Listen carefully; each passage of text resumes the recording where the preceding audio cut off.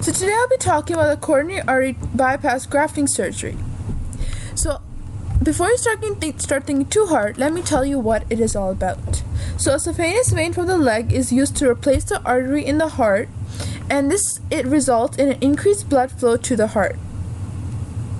So let's look at the two types of coronary thrombosis. Now, thrombosis is a clogging of an artery. So the first one is called arteriosclerosis. In this one, what occurs is that there's a blood clot within the artery, and this constricts the blood flow to the heart.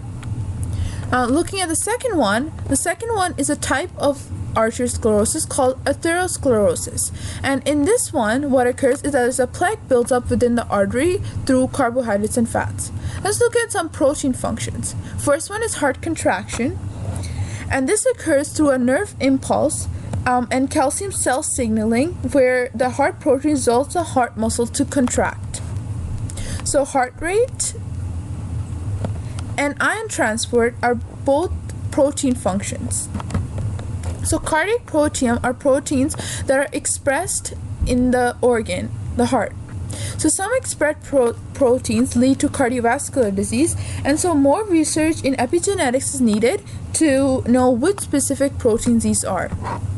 So mRNA regulation in the blood occurs when hemoglobin proteins are made through globin message, meaning mRNA, and they get formed through alpha and beta globin genes.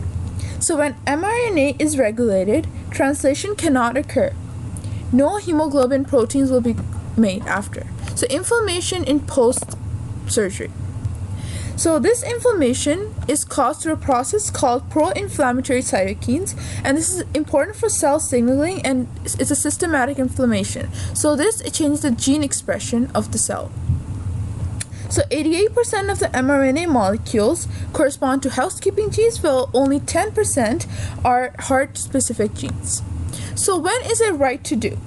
The surgery itself is not helpful for more than 10 to 12 years, but because of low mortality rate, 7% of the patients die after 4 years and 33% after just regular medical treatment.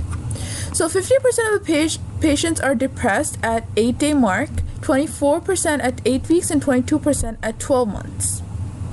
So 80% of the patients are less likely to be employed, and these are some of the very negative outcomes. So second of all, CABG may be a risk factor for subtle cognitive decline.